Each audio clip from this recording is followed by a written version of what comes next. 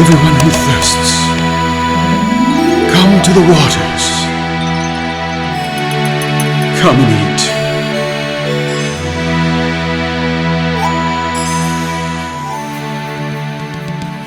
Listen diligently. We now want to get into a discussion of Jacob's trouble. We often hear this term bandied about, and many people have come up with different ideas of what they think this means. I'll be honest with you. I don't listen too much to what other people out there are saying. I go and read and study the Bible. And what does the Bible have to say about it? And that's what we have tried to do here. And then maybe we'll study, listen to what some other opinions are, because we can learn from other people, indeed. But number one, what does the Bible have to say about it? First of all, Genesis 32 is a story of Jacob's return to the land of Canaan, where he'd been exiled there from his homeland, and he'd been in Babylon for some 20 years.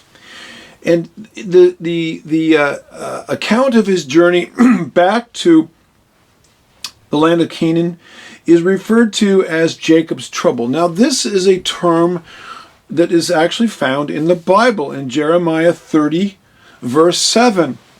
And let me read this. You see it in verse 7, but I'm going to back up a little bit. And this is the story or the prophecy of the restoration of Israel and Judah to their ancestral homeland that they had been exiled from. So in this case, Judah is referring to the Jews, or the southern kingdom of Israel, made up of the Jews, as well as Benjamin and some of Levi. And Israel in this case is referring to the northern kingdom that was split off at the time of Rehoboam under King Jeroboam, and it became known as Samaria, or we've referred to this as the northern kingdom, or it was also referred to as Ephraim. And that nation went into apostasy and eventually was taken captive and never again to return. And we refer to them as the 10 northern tribes, or the lost sheep of the house of Israel is another term referring to them. So this is the restoration of Israel and Judah. Israel and Judah. The house of Judah and the house of Israel. All 12 tribes, not just the Jews.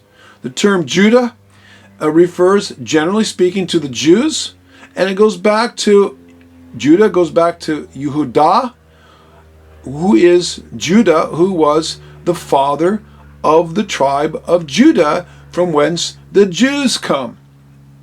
This is what the Bible teaches, and this is what the rabbinic Jews themselves teach and believe. And they also know that the other tribes are out there, and according to biblical prophecy, these tribes will come back at the end of the age, prior to what they term the Messianic age, the Messianic era, which we refer to in the book based on what we read in the book of Revelation as the millennium. And we know that is a picture of the second coming of Yeshua, the Jewish Messiah, when he will come back. In verse 3, "For behold, the days are coming, says Yehovah, that I will bring back from captivity my people, Israel and Judah." Jeremiah 30, verse 3. So he's going to bring them back from all the nations where they have been scattered, and they're in captivity. Now, they may not literally be slaves like we think of with chains and fetters and this kind of thing, but they are enslaved to a one-world Babylonish spiritual, economic, and political system called Babylon the Great, or we call it the Novus Ordo Seclorum, the New World Order, which is an antichrist system that is raising up in the last days. It's actually been there for quite a while, but it's coming out in the open, and world leaders are now speaking openly about it, and it's a desire to establish a one world government and enslave the people, as the book of Revelation in chapters 13, 17, and 18 talk about, which Yeshua will destroy at his second coming. So Yehovah says he's going to bring his people back from captivity, and it's not going to be an easy time. in verse 7 at last, he said, it's like a woman in labor, verse 6. So there's going to be birth pains and all kinds of things, precursors up to the time when a woman gives birth. She goes through pains and contractions and all kinds of pain and discomfort. And it's not easy. And then verse 7 says, alas, for that day is great, so that none is like it, and it is the time of Jacob's trouble, but he shall be saved out of it. So here's where the term Jacob's trouble is found. And we go down to verse 9. He's going to return them to the land of Israel, these people from Israel and Judah. And when we talk about Israel and Judah, I don't have time to prove it in this video. I have discussed this many, many times. I have written about it. I have many teachings on it, both in written and video form. But Israel and Judah is referring to, loosely speaking, to the Christians and to the Jews that exist on the earth today. And it says, verse 9, and they shall serve, both the Jews and the Christians, shall serve Jehovah their Elohim, and David their king, whom I will raise up for them. So David is dead. He died thousands of years ago. And yet, this verse speaks about a resurrection, and it's not the only place. Ezekiel 37 also speaks about this.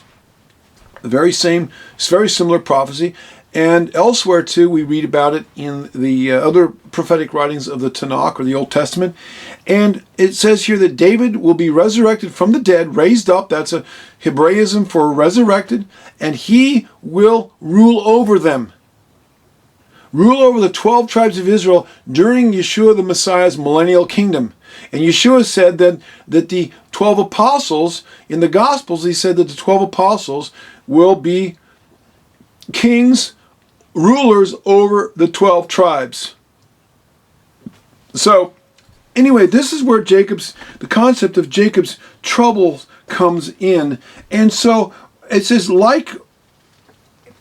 as whatever Jacob went through when he came out of Babylon, this is a prototype of what end-time believers are going to have to go through when they come out of Babylon. Now,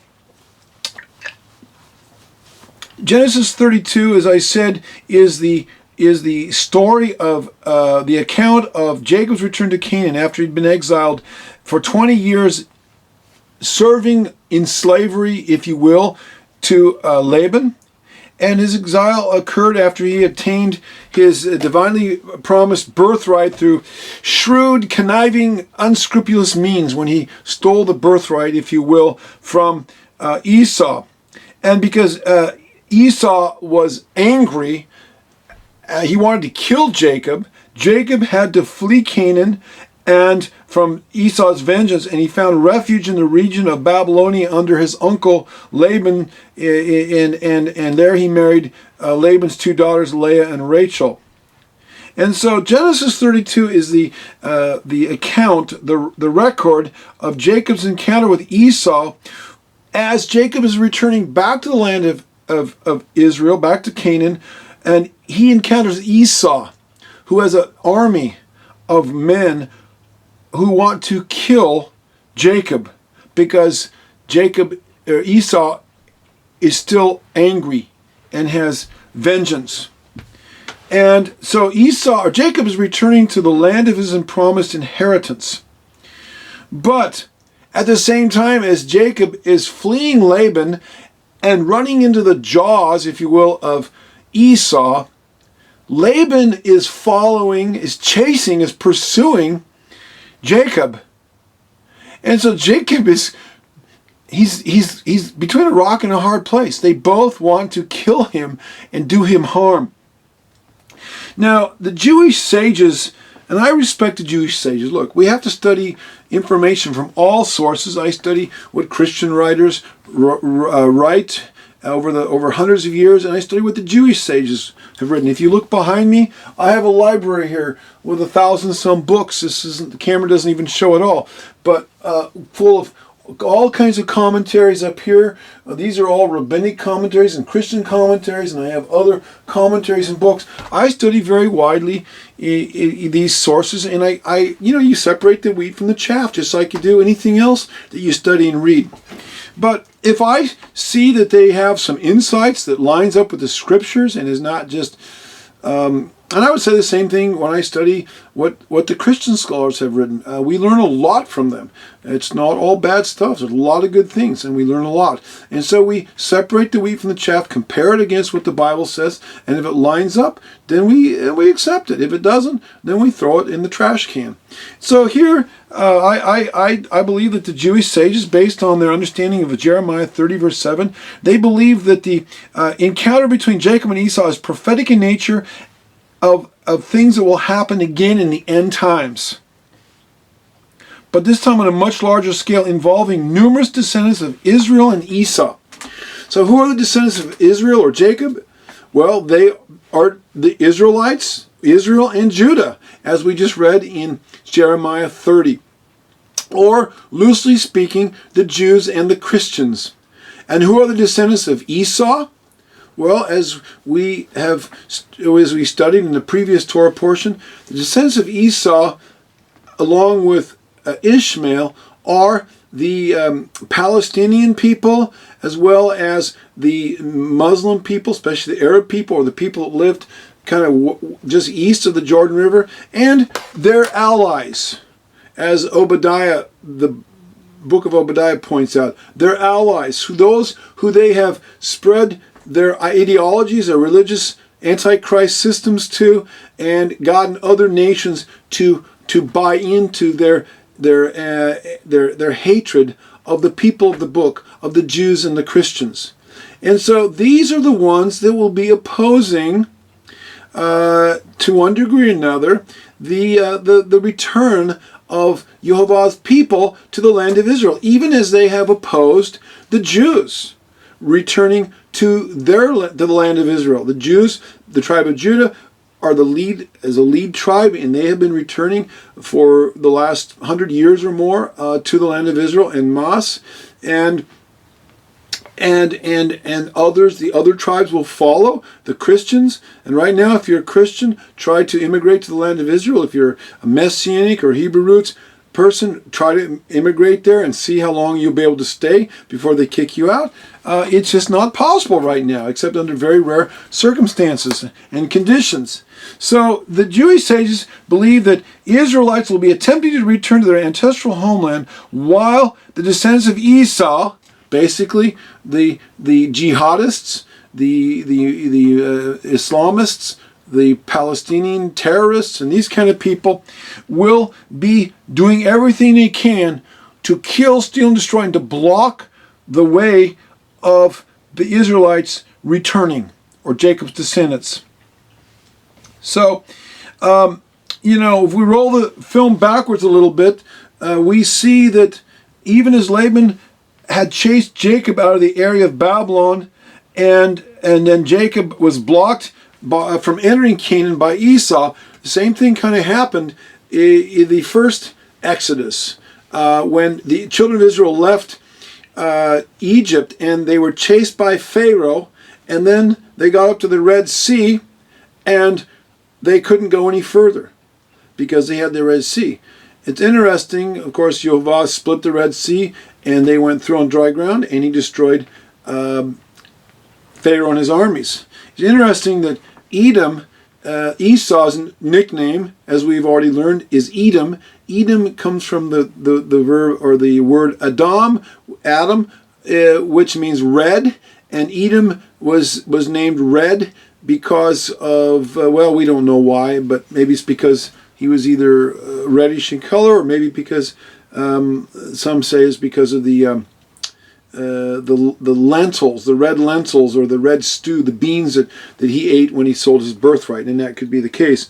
Anyway, his name was Red, and he blocked. He was a man, and it shows that how men will try to block the descendants of Jacob from re-entering the promised land, even as the Red Sea was red, and it stood in the way and blocked the entrance, or was trying to block the entrance of Israel from escaping Pharaoh and making their way to the Promised Land.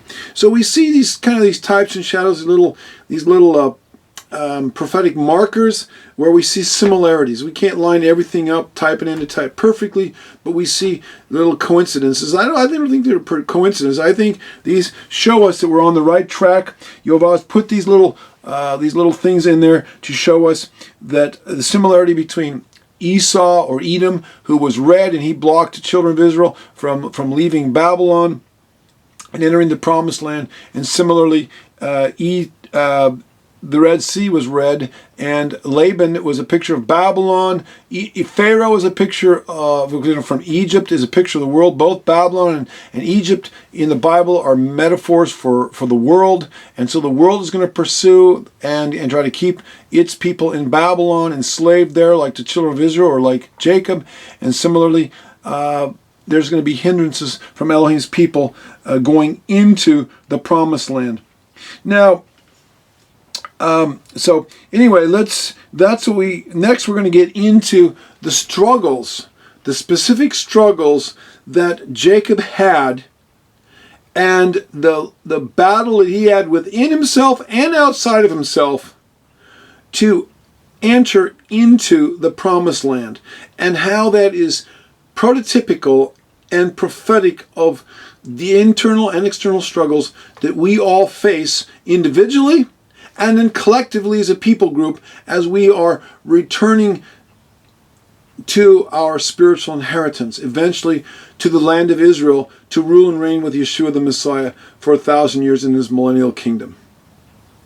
Now let's specifically look at Jacob's struggle, what he actually went through, and to see what parts of the old man, the old carnal flesh, had to be purged out of Jacob before he could enter the Promised Land. This is a lesson for you and I. And this is a spiritual roadmap that, like our father Jacob, we too have to each walk through this in our own way. And we have to come to grips with these things in our own individual lives. First of all, Jacob's half in the flesh and half in the spirit approach to his present danger resulted in him resorting to both appeasement and prayer. And this approach was not acceptable to Elohim.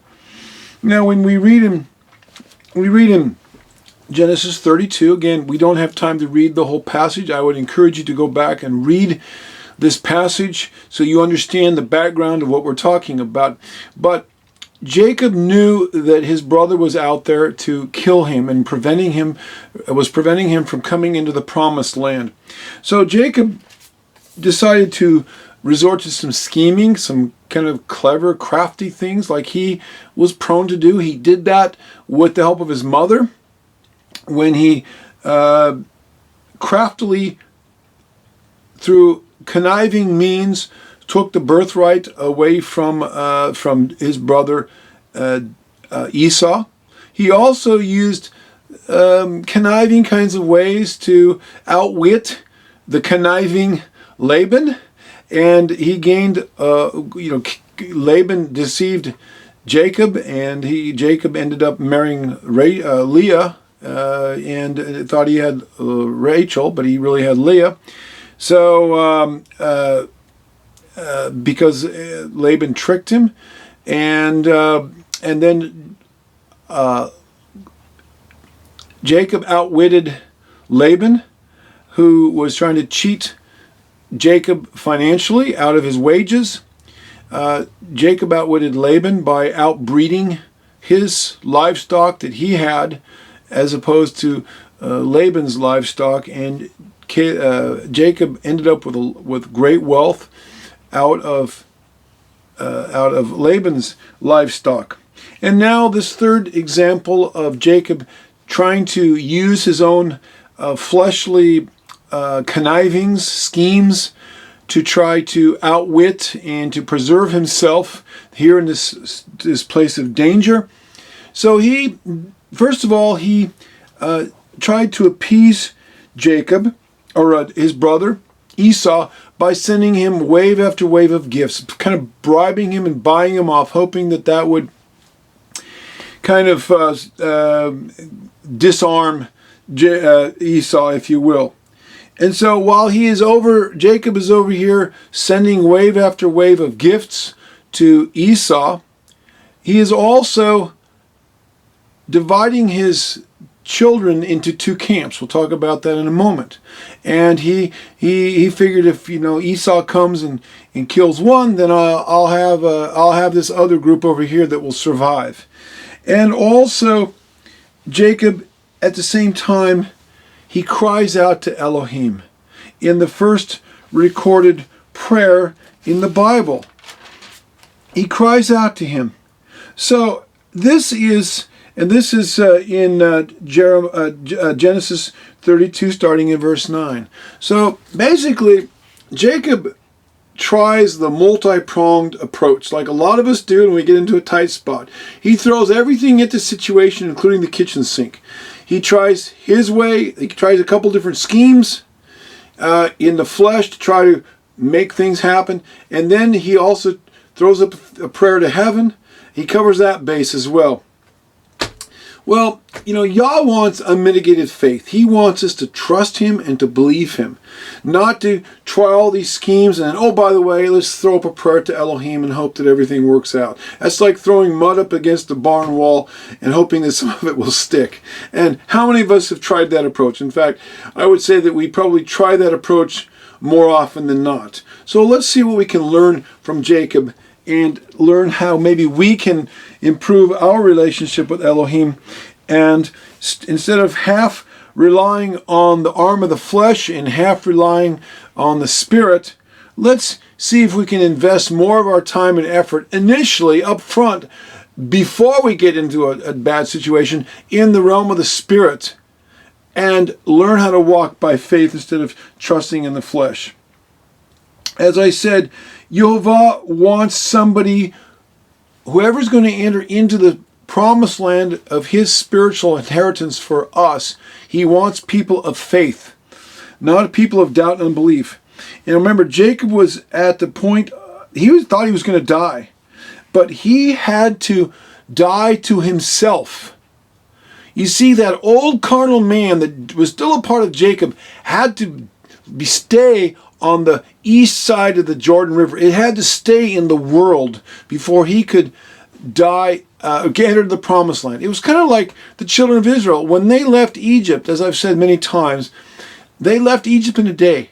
But it took 40 years to get Egypt out of them. They had to go through 40 years of spiritual refinement. And the older generation, spiritually representing the carnal flesh, the flesh nature, the old sin nature, had to die in the wilderness. It could not go into the promised land. Only the younger generation, who had not sinned at the golden calf and elsewhere, could go into the promised land.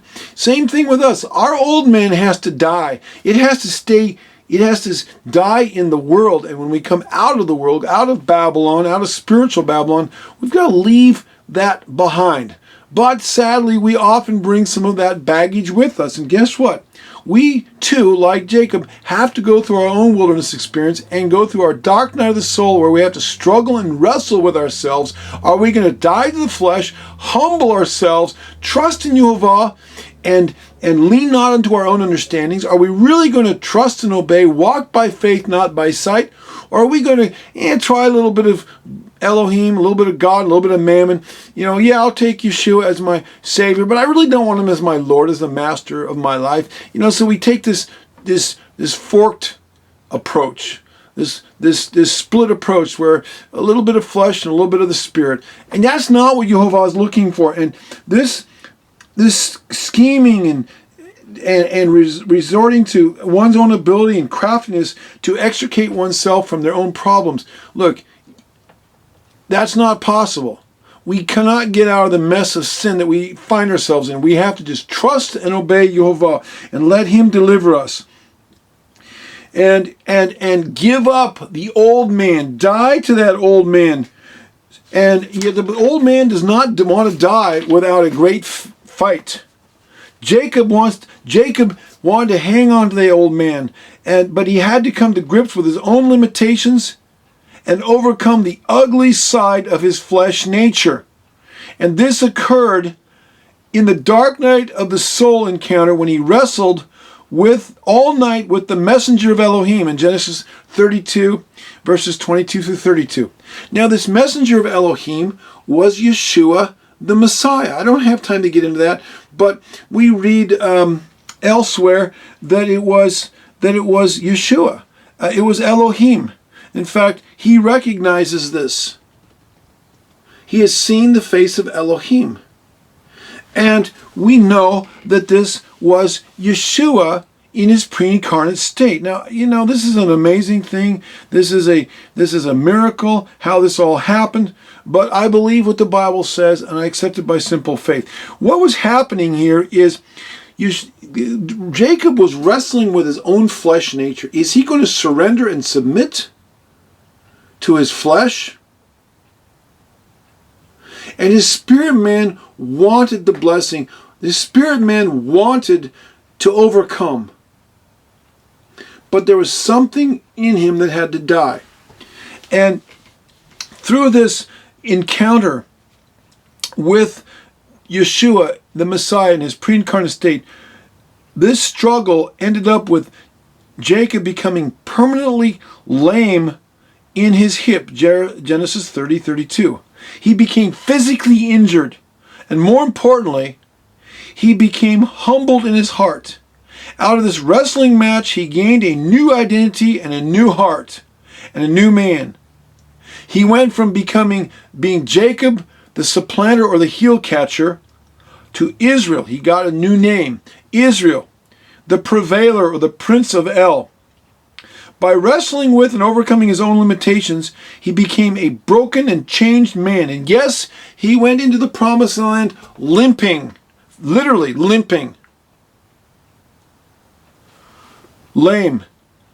And that's a picture of this strong, arrogant, this man that was so physically strong, he was able to roll away the stone from the well that it usually took several men to roll away the stone from the well. There when he encountered Rachel, when he was leaving Canaan and fleeing to Laban, this really strong and powerful man had to die to himself. And that's a picture of what we all have to go through. Yeshua said we have to die to ourself. Our old man has to die. The carnal man has to die. We have to die to ourself that we may live to him. And this is exactly those. We will not have eternal life. We will not inherit immortality and gain the spiritual land or the promised land of our spiritual existence until that old flesh man dies. Yeah, so Jacob's attempt at appeasing Esau and all the connivings he did, splitting his family into two, didn't get him anywhere. It got him poorer. It did not help anything. See, when Yeshua, or when Jacob finally surrendered to Yeshua and he was wounded, then guess what happened? Yehovah Elohim softened Esau's heart. Peace was made with Laban, and Laban went away, the enemy that was pushing him out of Babylon. And then Yehovah softened Esau's heart, and this army, this bloodthirsty army that was driven by Esau's vengeance, hateful vengeance against Laban,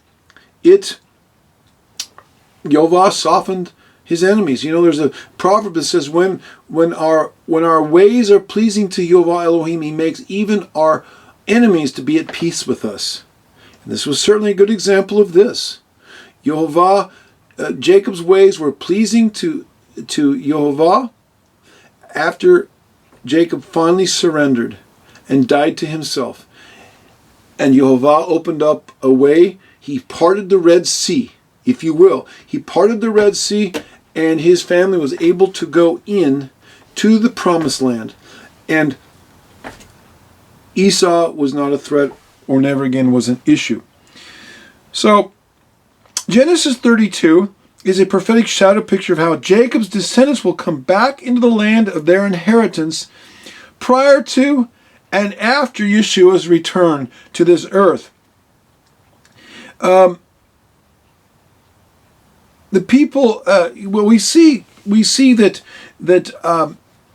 one of this tactics, as I alluded to earlier, that Jacob resorted to in Genesis 32, 2, is he to split his family into two camps, and the term, and he named the place Machanaim, which is a Hebrew word meaning two camps, and is the plural root of the word Machana, meaning encampment, camp of armed hosts, army, camp, company, or body of people.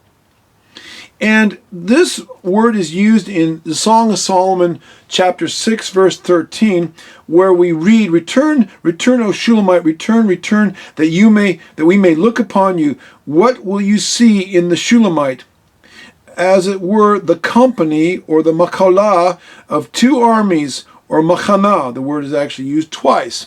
So we see here in the Shulamite woman in the Song of Solomon, which is in one way of interpreting the Song of Solomon, is viewing her as the bride of Yeshua and Solomon as the bridegroom, Yeshua himself. That's one way to allegorically, or at the drosh level of biblical interpretation, to understand the Song of Solomon as a picture of Yeshua coming back for his bride. Well, it says here that his bride is divided into two camps. What are those two camps? We read in Jeremiah 30 that the people of Elohim are going to be coming back in two people groups, Israel and Judah. And that is a picture of the people who believe in the Bible, the Jews and the Christians. And so we see that Genesis 32 is a prophetic shadow picture of how Jacob's descendants will come back into the land of Israel prior to and after Yeshua's return, and they will be, the people of Israel, all 12 tribes will be divided or subdivided into two camps as they enter the land of Israel. And they will have to confront Esau or Edom. So right now, Judah, the Jews are already, or many of them are already back in the land of Israel. They've been coming back, certainly ever since 1947, but they were coming back even before that time, since after World War I and prior to that. But they really started coming back en masse after World War I, the Balfour Declaration, and then when Israel became a nation in 1947 and 1948, they really started coming, and now there's millions of them in the land of Israel. But who has been opposing them? Who has been attacked them as soon as they became a nation? Who has attacked them many times, and even attacking them from within their nation through terrorist attacks and bombings and mortars and rockets and all of this? I mean, when I was in the land of Israel in 2008, I was in a mortar attack. Literally, I was on the border between Gaza and Israel, about a mile and a half or 2 miles or so from the Gaza fence. I could look across this field and see the Gaza fence out there. And I was at a place, at a college there, when suddenly the alarm warnings went off, the sirens went off, and we had to jump out of our cars, run across the parking lot into a bomb shelter as the mortars were flying overhead. Thankfully, none landed where I was at, but it was a very, very intense experience being together in a bomb shelter there in the parking lot, a couple of 100 feet from the Saphir College there, and there were all these Jewish students, and a few of the rest of us were in there together, being sheltered from a mortar attack that was being launched from the Palestinians there in Gaza. And there was a rocket that went, and it landed. Thankfully, it didn't hurt anybody. But a week or two before that, in the same spot, 200 feet or so from where I was sheltered in the rocket attack, there was a mortar that fell, a rocket that fell right in front of the college, and it killed 2 Jews. And in fact, there was you could see the crater in the sidewalk with a bloody surgical glove where the rocket hit, and it killed 2 people.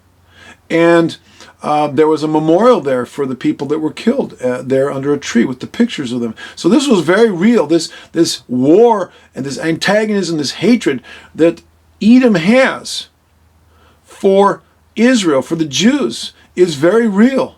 In fact, while I was also in 2008, at the same time, we were having dinner, my wife and I, with one of our friends, in a restaurant overlooking the city of Jerusalem.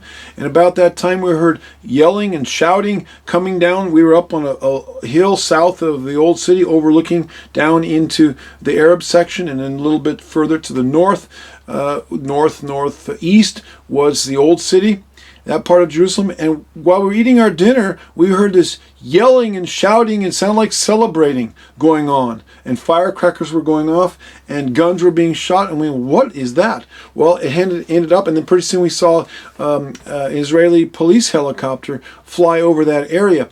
And that was the night that the yeshiva shooting took place. This was in the March of 2008, where these Jewish students were in their yeshiva, in their school, studying the Torah and other rabbinic writings. It was a religious study, and an Arab came in, a Muslim, a terrorist came in and shot the place up and killed, I'm trying to remember, 8 or 9 or 6 or 7. It was a bunch of them. It was a bloody mess. That happened that night, and we heard the shouting, the joys of jubilation coming from the Edomites there, rejoicing at the death of these Jewish boys, these students. It was a tragic time, and we saw firsthand, experienced the hatred that many of them have for the Jewish people. So right now, the Jews are returning to the land of Israel, and they are being we read about it in our news headlines every day almost. They are being opposed, they are being attacked, they're being terrorized, they are being hunted by the Edomites, who, in fulfillment of this prophecy, who are trying to prevent them from coming in and take over, coming in and into their rightful inheritance that Yehovah gave to Abraham, Isaac, and Jacob several thousand years ago. Now, how is Israel, to one degree or another, dealing with the Palestinians and those of Edomite persuasion? Well, they're dealing with it forcefully, militarily, but they are also dealing with it through appeasement, just like Jacob did. They are trying to negotiate with these bloodthirsty, haters. They are trying to, they're releasing prisoners, trying to bribe them and to get, it goes on and on. There is no political solution here. Are the Jews really trusting Yehovah Elohim? Well, not really. Instead, they are resorting to military strength, their own strength, and to political appeasements, and it's not accomplishing anything. In fact, the nation of Israel keeps losing more land, and more people are being killed. So this did not work for Jacob, this approach, and it's not working for the modern nation of Israel, the state of Israel there. Jacob had to learn to have faith and trust in Elohim. And he had the dark night of the soul, and he put his faith in Yeshua the Messiah, and he believed in the promises, and he was wounded physically and in his flesh, and he then was able to go in, and Elohim opened up the door for him to do so. There is not a political or military solution to the Palestinian crisis and the conflict in the land of Israel presently. Only when the Jews put their faith and their trust in Yeshua the Messiah, only when the Jews stop fighting and struggling, trying to work it out their own way, just like Jacob learned, will they have the victory. And the same is true with those who are of Ephraim, of the Christians who are trying to go back to the land of Israel. It's not going to happen. You're going to have to die to yourself, and Yehovah will open up a door. He will open up a door for his people to go back. And that door will primarily open up after Yeshua comes back and defeats the Babylon, the great New World Order, with all of its Antichrist allies, including the Muslims and Yeshua will destroy them. It's not us that will destroy them. That's not what we do. But this Yeshua will do that in his own way. Revelation 19 verse 1. And he will destroy them. And then the way will be opened up for the Jews and the Christians to reunite and come back, all worshiping and following Yeshua the Messiah. They will look upon him whom they pierced and receive him as their Messiah. And the two sticks of Ezekiel 37 will be joined together, and they will dance, as Machanim represents. It's a term that refers to two armies, but they're dancing together like two camps. And that's the bride. That's the dance of the bride and the bridegroom. The bridegroom, the Jews and the Christians coming together to return to the Torah, repent of their Torahlessness, and repent of not following Yeshua, the living Torah. Both sides have something to repent of, and Yehovah will reunite them, as Ezekiel 37 talks about. So, Jacob's trouble was a phase through which the self-confident, self-reliant Jacob had to go. The humbling of Jacob was necessary. He was a self-made man. He started out 20 years earlier, penniless, homeless, and in disgrace, and he went into a foreign exile in Babylon. And through his own efforts, had amassed a small fortune along with wives and children. En route westward back to Canaan, Jacob went through his own wilderness experience as the children of his namesake, the children of Israel when they left Egypt, would do several generations later. What type of individual does Yehovah not permit to enter the promised land? Well, Hebrews chapter 4, 1 through 11 talks about why the children of Israel were not able to enter the promised land, at least that older generation. It was because of doubt and unbelief, and because of fear, and because they did not believe the promises of Elohim, because they had hardness of hearts. They had too much faithlessness, and they did not trust Yehovah. And they relied on their own flesh instead of trusting in him. Well, Jacob went through the same thing a couple hundred years or so earlier. Same thing with the prodigal son. Prodigal son, in the parable of the prodigal son that Yeshua gave in the Gospels, he went out into the world and went into Babylon. He had to spend some time in the pig pen, and finally he came to the end of himself. He had to humble himself, and he was able to come back, and his father accepted him with open arms.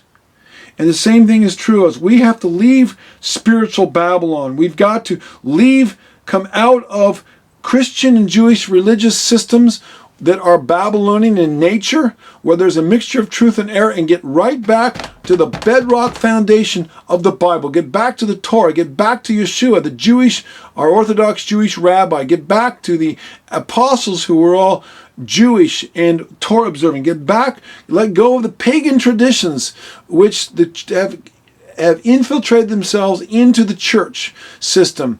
I don't care, Jewish too, the Jewish system, religious system, into Catholic systems, into Protestant, into Orthodox Christian systems, so all the religious systems of Christianity and Judaism. We've got to come out of that. Keep the good things, keep the things that line up with the Bible, but let the other things go.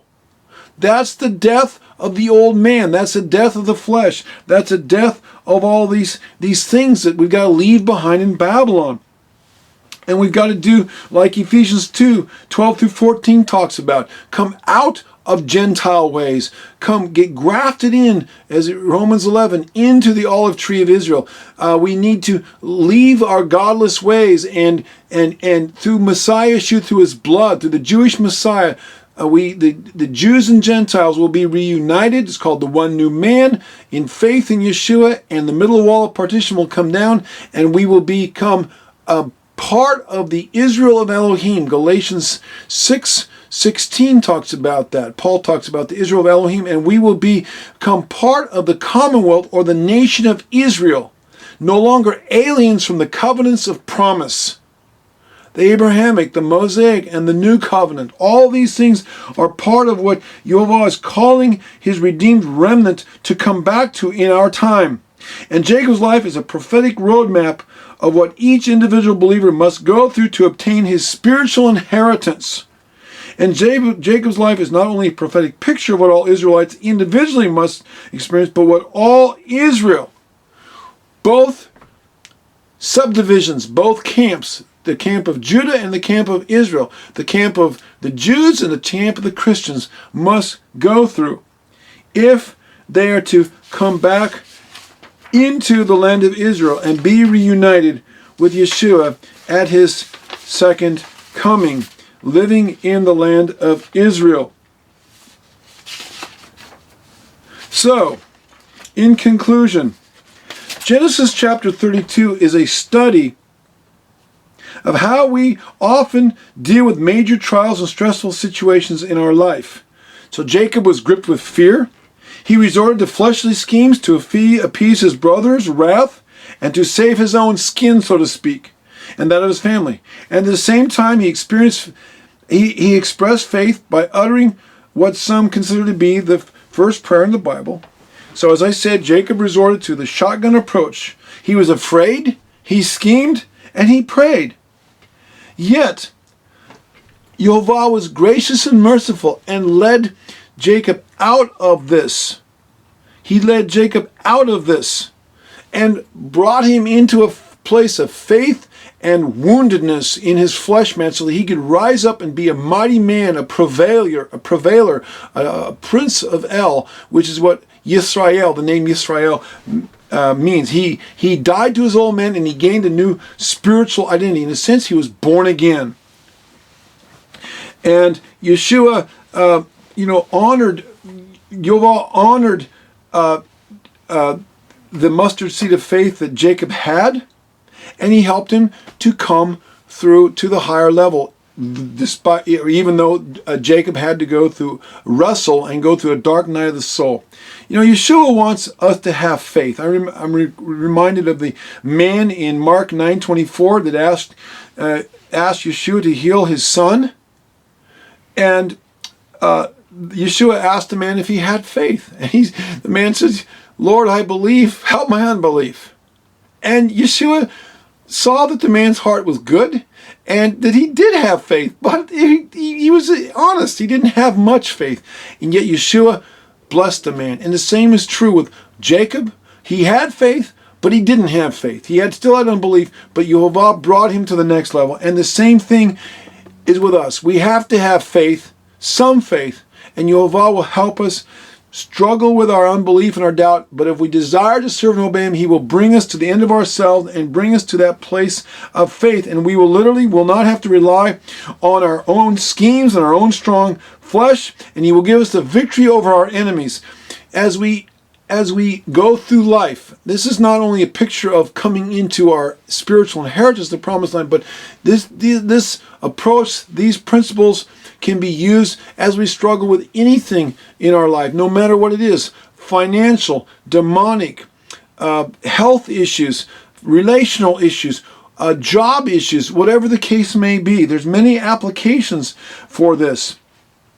And we go through, Jacob went through a night of the dark soul, and he was transformed. But we have to go through many nights of the dark soul. Every new faith-stretching situation that we encounter, we have to, we get stretched, and we sometimes fall to doubt and unbelief, and we have to overcome that, and we come to the higher level, and then we come to another more faith-stretching trial, and we have to face that one down and overcome that, and each time it gets easier, but each time our faith is stretched, and we have to struggle with our flesh. What am I going to do? Am I going to do this, or this, or am I going to trust Yehovah Elohim that he will deliver me, and I'm going to walk by faith, not by sight? So it's an onward, it's like this upward spiral. We're moving upward, and sometimes we actually fall back a little bit, but then we pick ourselves up, and by the grace of Yehovah, we, one step backwards and two steps forward. It's an ongoing process.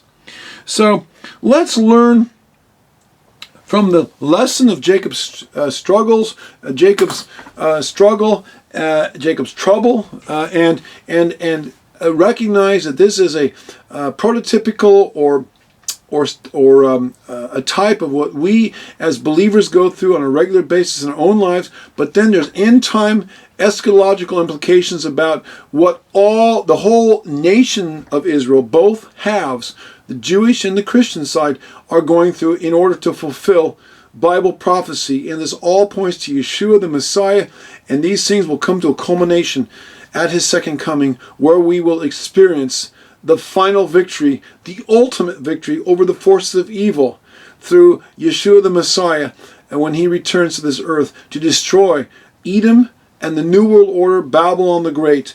And we will, by faith, if we have faith in him and overcome, will rule and reign with Yeshua the Messiah out of the home base, out of the capital of the world, which will at that time be Jerusalem, and we will rule and reign with him forever, rule over this earth, or at least for 1,000 years at least. And then after the millennium, then we have eternity to look forward to as Yeshua's glorified bride and his saints. In the name of Yeshua, we praise and glorify his name, and we thank you for these wonderful truths. Amen. Seek the Lord while he may be found. Call upon his name. He is near, he is near, he is near. Yeshua Hashem be'im atzov kerabu yoto karov karov Yasov rasha darko leishavim machshevotav yashovel ad Hashem Yarbe is Yeshua Hashem be'im atzov keravu